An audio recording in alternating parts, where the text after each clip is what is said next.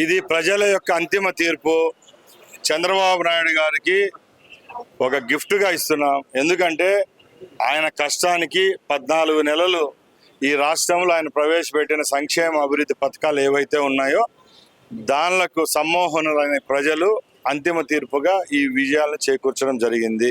ఇంతకంటే ఏం లేదు. ఇంకా నిన్న జగన్మోహన్ రెడ్డి గారు ప్రెస్ మీట్ గురించి, ఎలక్షన్ గురించి చెప్పాలనుకుంటే పచ్చకామర్లోనికి లోకం పచ్చగా కనపడినట్టు పచ్చ పేపరు ఆయన పేపర్లో ఎంతసేపు ఏం రాశాడు. ఈ రాష్ట్రంలో ఎలక్షన్ కమిషన్ ఎన్నికలు నిర్వహిస్తూ ఉంది. జిల్లాకు సంబంధించిన ఎలక్షన్ కమిషన్ తరఫున ఇక్కడ ఉండే అధికారి ఎవరన్నా ఉన్నారంటే అది కలెక్టర్ కూడా బూత్ లేకపోయి ఎలక్షన్ సరళిని పర్యవేక్షిస్తూ ఉంటే దాన్ని కూడా రిగ్గింగ్ చేస్తానంటే అర్థం ఎక్కడన్నా ఉందండి?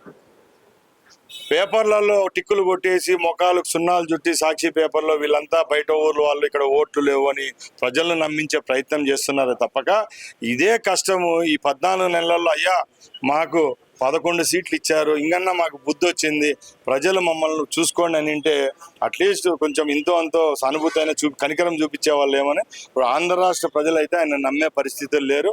ముఖ్యంగా ఏదైతే ఈ 2 స్థానాలు ఉన్నాయో అవి ముందు కూడా గత 20 సంవత్సరాల నుంచి వైసీపీ అప్పుడు కాంగ్రెస్ వాళ్ళ ఆధీనంలో ఉండే 2 స్థానాలు, అలాంటి స్థానాలు ఓటర్ అనేవానికి ఎప్పుడూ బ్యాలెట్ పేపర్ చూసిన పాపాను పోలే స్థానిక సంస్థల్లో. అలాంటి వాళ్ళకు ఆకిల్లో ఉండేవానికి ఎలాగ రుచి చూపించినట్టు ఈరోజు ఆకిలిగా ఉన్న ఓటర్లకు బ్యాలెట్ ఇస్తే గుద్ది పారేసినారు తప్పక ఎక్కడ ప్రజాస్వామ్యం కూనీ కాలేదు.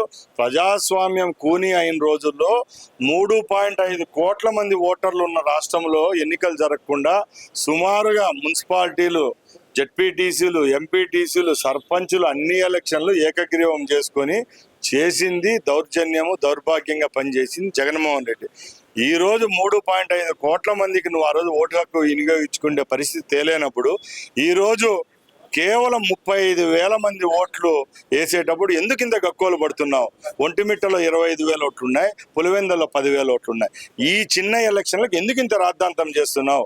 ఇప్పుడు 164 స్థానాలు ఉన్న మా పార్టీకి ఈ 2 స్థానాలు పెద్ద గొప్ప కాదు. మేము ఒకటే చెప్తున్నాం, ఒక్క ఎలక్షన్ అయినా 100 ఎలక్షన్లు అయినా ఈరోజు చంద్రబాబు నాయుడు గారి పరిపాలనలో ప్రజాస్వామ్యబద్ధంగా ప్రజల యొక్క తీర్పు కావాలనే ఉన్నత లక్ష్యంతో ఎన్నికల కమిషన్ ఏదైతే ఉందో వాళ్ళ అనుగుణంగా రాష్ట్ర ప్రభుత్వం అయితేనేం, రాష్ట్ర పోలీస్ వ్యవస్థ అయితే పనిచేయడం జరిగింది. దానికి ప్రజలు ఇచ్చిన తీర్పే ఇది. ఇంత తప్పగా ఎక్కడ ఏం జరగలేదు. ఈరోజు వైసీపీ వాళ్ళు అరిచి వాళ్ళ గొంతు నొప్పి తప్పగా సాక్షి ఛానల్ కూడా ఎవరు వార్తలు కవర్ చేయడం లేదు. కేవలం 10 రోజుల నుంచి ఇంత ఇంపార్టెన్స్ ఇస్తున్నాయంటే వాళ్ళ పునాదులు కదిలిపోయాయి.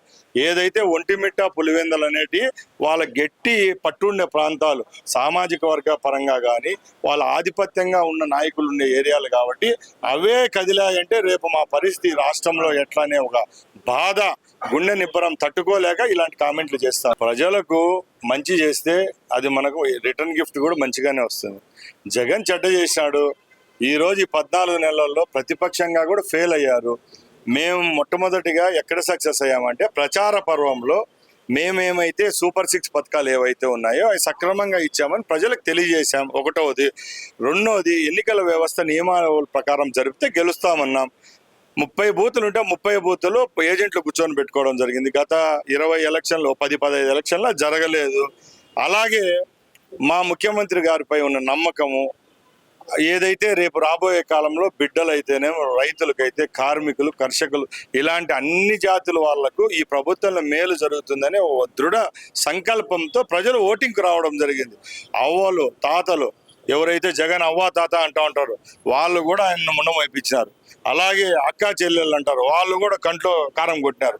ఇలాగా అన్ని తరహా ప్రజలు, అన్ని జాతుల ప్రజలు ఈరోజు వైసీపీ పార్టీని, జగన్మోహన్ రెడ్డి వ్యతిరేకిస్తున్నారు. 2019 ఎలక్షన్లో ఇదే ఈవీఎంలు పుణ్యాన నువ్వు ముఖ్యమంత్రి కాలేదా? చెప్పండి.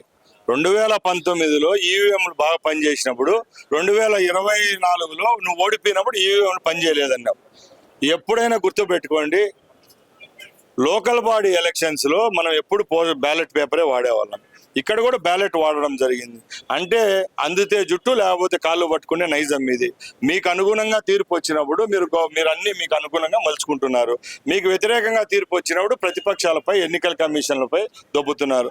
మొట్టమొదటిగా జగన్మోహన్ రెడ్డి ఆయన ప్రభుత్వం ఈ రాజ్యాంగం పట్ల, ఎన్నికల వ్యవస్థ అంటే ఏంది, ప్రెసిడెంట్ అంటే ఏంది, గవర్నర్ అంటే ఏంది, వాళ్ళకుండే పవర్లు ఏంది, మనకు రాజ్యాంగం కల్పించిన ఫండమెంటల్ రైట్స్ అవి మర్చిపోయారు. మొన్న ఎలక్షన్ అయిపోయిన తర్వాత నిన్న పొద్దుపోక ప్యాలెస్ లో కూర్చొని 56 నిమిషాలు ప్రెస్ మీట్ పెట్టాడు. ఒక మాజీ ముఖ్యమంత్రి హోదాలో మీరు ఇవన్నీ చెప్పాల్సిన అవసరం లేదు. ఒక పర్యాయం ముఖ్యమంత్రిగా పనిచేసినారు.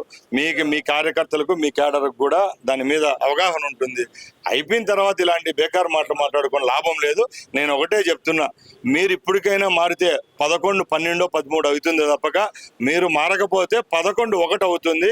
లేకపోతే ఇంకా మా రేపు రాబోయే రిజల్ట్ లోకల్ బాడీస్ అయితేనే, మున్సిపల్ ఎలక్షన్స్ అవన్నీ చూస్తే మీ పార్టీ కూడా కాంగ్రెస్ లోనే ఇంకా బీజేపీలోనే విలీనం చేసే పరిస్థితి తెచ్చుకోవద్దండి.